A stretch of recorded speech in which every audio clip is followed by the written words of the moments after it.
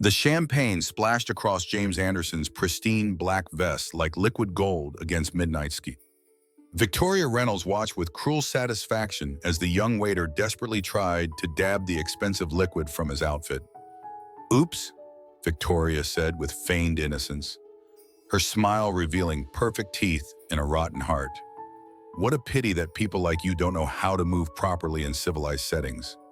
The annual Met Gala brought together New York's elite at the Metropolitan Museum of Art. This year's theme, Sustainable Future, had transformed the venue into a breathtaking display of eco-conscious luxury. Austrian crystals hung from living walls of greenery. Orchids grown in carbon-neutral greenhouses decorated each table. The discreet sound of a string quartet playing Vivaldi's Four Seasons created the perfect soundtrack for high society hypocrisy. James Anderson was only 26 years old and never imagined that accepting this extra waitstaff position would put him at the center of a discrimination storm that would change everything. An MBA student at Harvard, he needed the extra money to help his family back in Oakville, Indiana, where his father still fixed cars and his mother taught at the local high school. James carried trays with the grace of someone who grew up balancing heavy responsibilities on his shoulders. Victoria Reynolds was exactly the kind of woman who considered charity events or her personal catwalk. Wife of tech mogul Robert Reynolds, she reaped all the benefits of being born into old New York money and marrying even newer tech wealth. Her life was an endless succession of charity lunches, spa treatments, and shopping sprees that cost more than an entire family's annual salaries back in James's hometown. "I'm sorry, ma'am," James said with a calmness that surprised even himself, bending down to pick up the shards of the glass Victoria had accidentally dropped. "I'll have it cleaned up right away." "Don't worry about it," Victoria replied loudly enough to attract the attention of nearby tables. "I imagine accidents are common when they hire these kinds of people for important events." The venom in Victoria's words was so toxic that several people stopped their conversations to watch the scene unfold. What Victoria didn't know was that every poisonous word was being absorbed by James with the patience of someone who had weathered much worse storms. Raised by hard-working parents who taught him dignity couldn't be bought or sold. James had learned early on that true strength doesn't shout or react impulsively. It observes, learns, and acts at the right moment. As James made his way to the kitchen with the wreckage, he discreetly passed the main table, where Robert Reynolds watched the whole scene with an unreadable expression. Their eyes met for a split second, and Robert nodded almost imperceptibly, as if recognizing something in James that others couldn't see. Robert Reynolds had built a tech empire based on one simple rule: observe people when they think no one is paying attention. At that moment, watching his wife publicly humiliate a young working man, he saw two things clearly: Victoria's true cruel nature and the impressive dignity of that waiter who maintained his composure under fire. If you've ever witnessed injustice like this and want to discover how a single night can turn the lives of those who believe they were born superior upside down, subscribe to Heart Stories to follow this journey of dignity, talent, and justice that will prove that underestimating people can cost much more than any fortune. Victoria Reynolds wasn't finished. While James returned from the kitchen with cleaning supplies and a fresh uniform, the socialite had found her perfect audience, a circle of high society elites who hung on her every word as if she were revealing the secrets of the universe. "Did you see that?" Victoria gestured dramatically, her voice laden with theatrical indignation. "The audacity of some people to think they can just infiltrate our events. And did you notice his mannerisms?" She made a fluttering motion with her hand. Clearly, someone in the organization didn't screen the staff properly. Margaret Whitmore, heiress to a pharmaceutical fortune, nodded vigorously. "Darling, you are absolutely right. These people need to understand boundaries. It's one thing to be worrying that way, but quite another to flaunt it in professional settings." Eleanor Vanderbilt sipped her champagne thoughtfully. "My husband's company has a few of them in the HR department. Very creative, apparently." The condescension in her voice made it clear this wasn't a compliment, but another form of boxing people into stereotypes. Richard Collins, a venture capitalist known for his conservative views, chuckled. Well, I suppose every staff needs someone to arrange the flowers. The group erupted in laughter that attracted even more attention. James returned to the main hall and immediately felt the weight of their stares. Victoria's group had grown, and he could hear snippets of their venomous conversation as he replaced the glasses on the nearby table. The casual cruelty of their words, the way they discussed lifestyle choices and those people, was all too familiar to someone who had grown up in small-town Indiana as the only openly gay student in his high school. Catherine Matthews, a young tech journalist invited to cover the event, sat uncomfortably at the edge of Victoria's group. She laughed along nervously but seemed increasingly disturbed by the conversation's turn. Victoria noticed James's presence and deliberately raised her voice. Anyway, I guess we shouldn't be too harsh. After all, not everyone is lucky enough to receive a proper education or understand appropriate professional behavior. What Victoria didn't know was that James had graduated summa cum laude from Northwestern before securing a full scholarship to Harvard's MBA program. That at 16, he had already started coding apps that help small businesses in his hometown compete with larger chains. That his current research on inclusion in tech companies had already been featured in Harvard Business Review. Victoria, seeking to escalate her public humiliation of James, suddenly turned directly toward him. "Excuse me, young man," she called out, her voice dripping with false sweetness. "Since you're serving the tech industry's finest tonight, perhaps you could enlighten us about your thoughts on the latest developments in artificial intelligence. My husband's company is at the forefront, you know." The question was designed as a trap. Either James would admit ignorance, confirming Victoria's prejudices, or he would embarrass himself, trying to discuss something beyond his understanding. The crowd around Victoria grew silent, anticipating the awkward response. "I'd be happy to share some thoughts, ma'am," James replied with unexpected confidence. He set down his tray and spoke with the clarity and precision of someone intimately familiar with the subject. The most fascinating recent developments involve the ethical implications of generative AI in creative fields. The line between human and AI-created content is blurring, raising questions about copyright, attribution, and the very definition of creativity. James continued, explaining complex technical concepts in accessible terms, referencing recent papers from Stanford and MIT, even mentioning a panel he had moderated at TechCrunch last spring. The audience listened in stunned silence as this supposed waiter demonstrated knowledge that surpassed many of the tech executives present.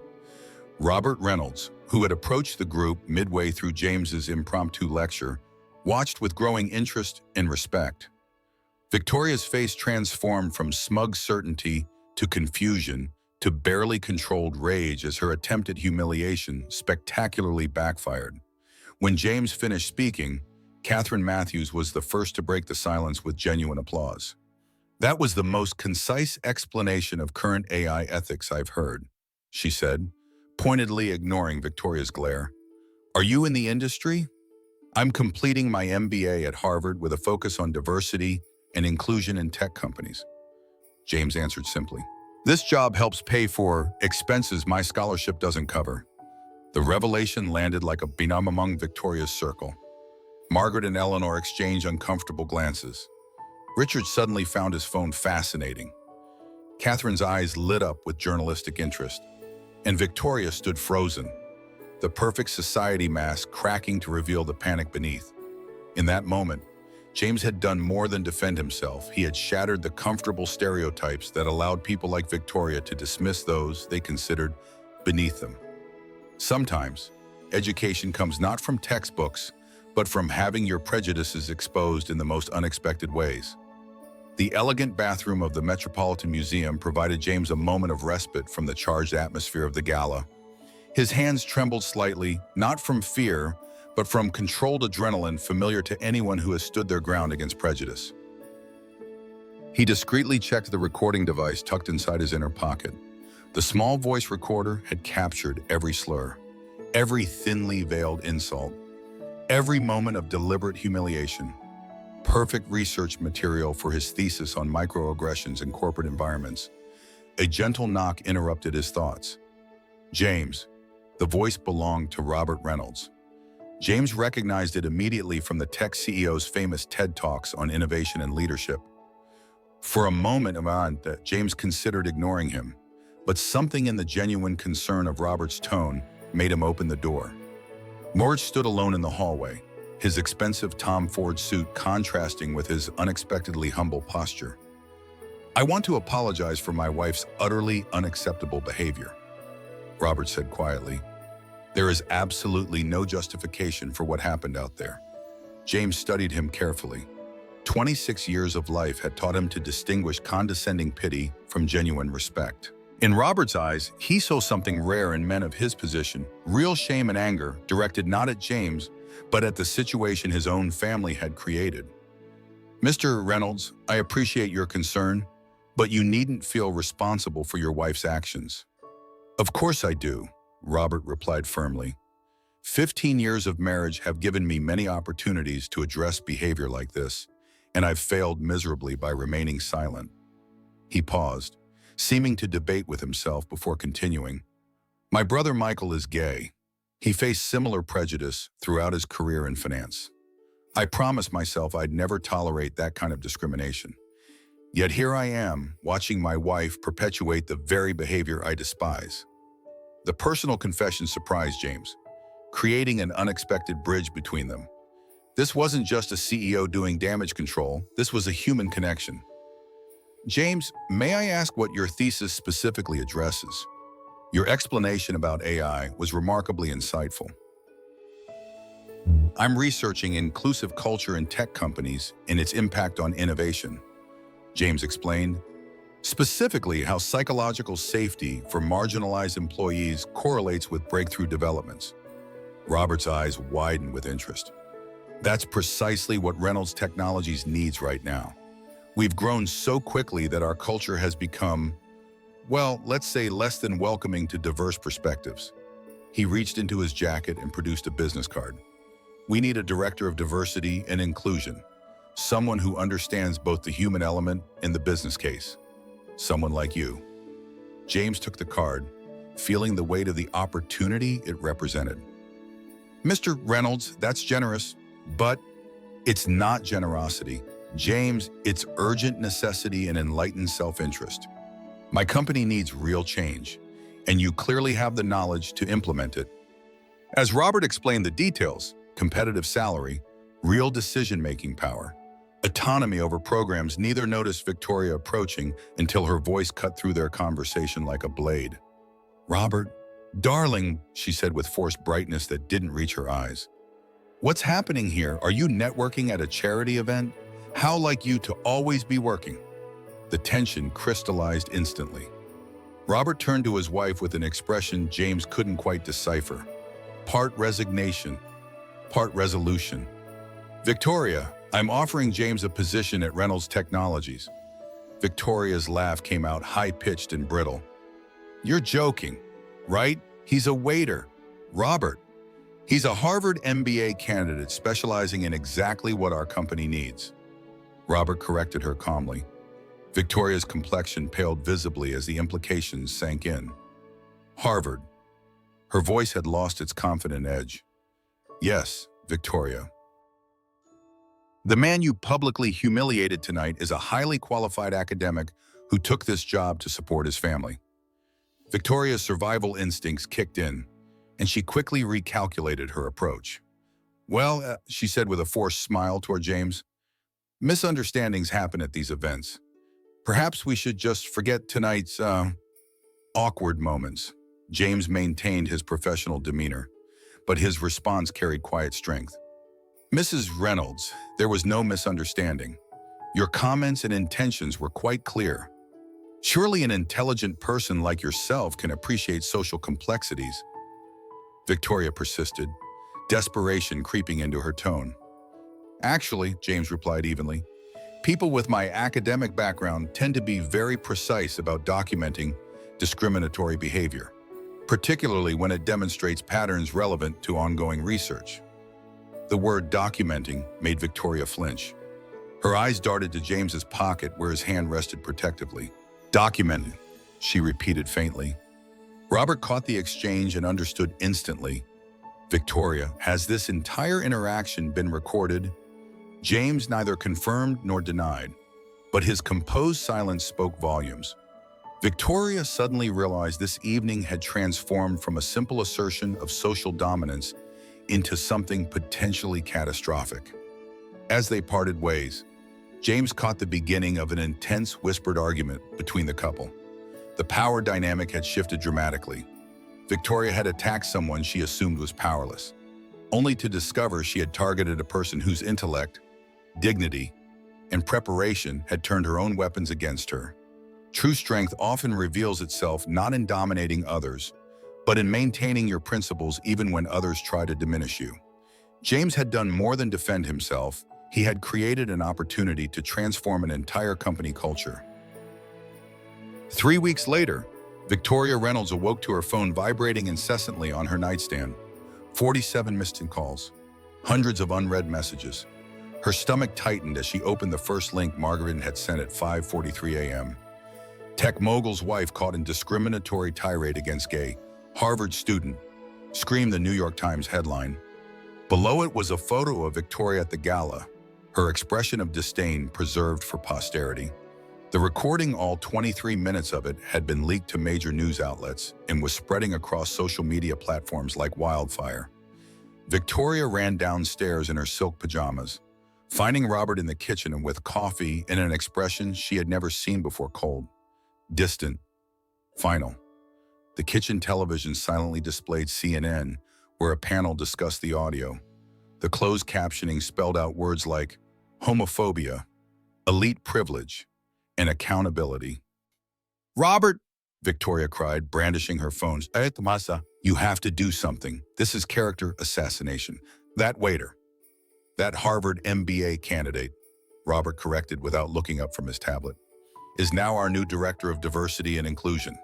And after hearing that recording, I fully understand why our company desperately needed him." The news coverage split predictably along ideological lines. CNN and MSNBC ran segments condemning the discriminatory behavior and praising James's composure. Fox News hosts questioned the legality of recording without consent and decried cancel culture. Twitter erupted with hashtags #Victoria Reynolds. Eyes Over Party trended alongside #Stand with Victoria. Public opinion divided roughly 70-30, the majority horrified by Victoria's behavior, while a vocal minority defended her right to speak freely and questioned the motives behind releasing the recording. James faced his own challenges. Legal experts on morning shows debated the ethics and legality of his recording. Harvard professors were interviewed about the research methodology. Questions arose about whether he had planned the confrontation or simply been prepared for the possibility. Catherine Matthews, the tech journalist who had witnessed the incident, published a detailed account in Tech Insider that supported James's version of events. "What struck me wasn't just the overt prejudice," she wrote, "but how casually it was displayed, if such behavior was perfectly acceptable among their social circle." Meanwhile, Victoria's carefully constructed social world imploded. The chairwoman of the Metropolitan Museum Gala Committee called personally. "Victoria, the board has voted unanimously to remove you from all future planning committees. Your behavior contradicts our values of inclusivity." The exclusive spa, where Victoria had a standing weekly appointment, suddenly couldn't accommodate her schedule. Dinner reservations mysteriously disappeared. Former friends crossed the street to avoid her, yet she retained a core group of supporters who insisted she was being persecuted for speaking truths others were afraid to say. At Reynolds Technologies, James began his first day surrounded by a mixture of curiosity and wariness. Some employees worried he was there to enforce political correctness, while others hoped he would address long-standing cultural issues. The company's stock had dropped 7% after the scandal broke, adding financial urgency to the situation. James approached his role methodically, beginning with listening sessions across departments. He discovered patterns of subtle discrimination that went far beyond LGBTQ+ issues affecting women, people of color, and employees from non-elite educational backgrounds. Rather than implementing performative solutions, he focused on structural changes to hiring, promotion, and daily workplace interactions. Robert announced the divorce proceedings during an emergency board meeting. "My marriage to Victoria has become untenable, both personally and for the company," he explained to stunned executives. This incident exposed fundamental differences in values that cannot be reconciled. That evening, alone in their penthouse, Victoria poured herself a third glass of wine and scrolled through the wreckage of her social media. Comments ranged from vicious attacks to expressions of solidarity. Her publicist had drafted 3 different apology statements, each rejected by Victoria as unnecessary capitulation. She stared at her reflection in the darkened window overlooking Central Park. For the first time in her life, Victoria faced a consequence that her wealth and connections couldn't simply make disappear. The recording had exposed not just isolated bad behavior, but a worldview now deemed unacceptable by much of society. The true test of character often comes not when we succeed, but when we fail publicly. Some use the moment for genuine reflection and growth. Others double down and retreat into bitterness. Victoria stood at this crossroads, forced to confront the person staring back from the glass, a person even she was beginning to question. 6 months transformed Reynolds Technologies.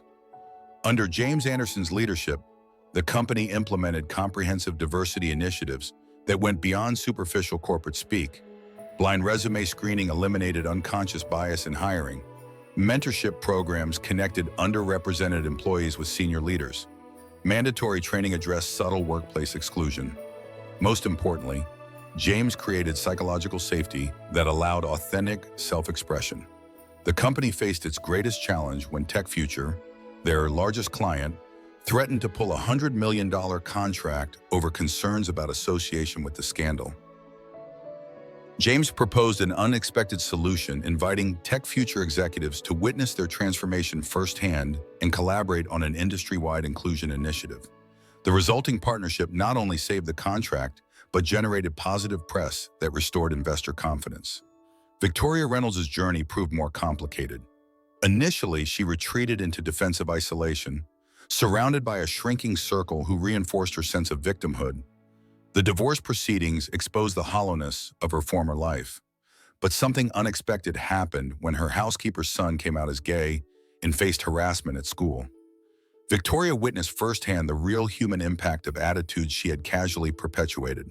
This personal connection sparked uncomfortable self-examination. Victoria enrolled in a diversity awareness program, initially for public redemption. But gradually, with genuine curiosity, she began volunteering at an LGBTQ+ youth center, listening more than speaking. Her transformation wasn't immediate or perfect, but it was authentic. Robert Reynolds experienced his own evolution.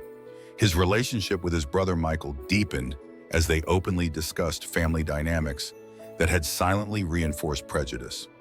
Robert began speaking at tech conferences about creating inclusive environments, acknowledging his own past failures. When he married Daniel Hayes, a prominent LGBTQ+ rights attorney, a year later, the ceremony represented not just personal happiness, but his complete embrace of authentic living. Together, Robert and James established the Tech for All Foundation, providing scholarships and mentorship for LGBTQ+ students and other underrepresented groups entering technology fields. What began as a single company's transformation sparked industry-wide conversation about invisible barriers to innovation. At Harvard's graduation ceremony, James delivered a keynote address that drew from his extraordinary journey. "True dignity isn't granted by others, it comes from within," he told fellow graduates. And the most powerful response to prejudice isn't anger, but excellence that forces others to confront their biases. As James concluded his speech, he noticed an unexpected face in the audience. Victoria sat quietly in the back row. Their eyes met briefly, hers conveying complicated emotions, his acknowledging the complexity of human change. Later that evening, at the Tech for All fundraising gala, Victoria approached James with trepidation. "I don't expect forgiveness," she said simply, "but I wanted you to know your work has changed more lives than you realize, including mine." James faced a choice that mirrored decisions we all encounter, whether to allow space for redemption or maintain protective walls against those who once caused harm. His response would determine not just their individual futures, but model how society might navigate the messy, imperfect process of growth and reconciliation. Have you ever had to decide whether to forgive someone who deeply hurt you, only to watch them begin a genuine journey of change? How do we balance accountability with the possibility of transformation? Subscribe to Heart Stories for more powerful narratives that explore how moments of confrontation can lead to unexpected healing and social progress.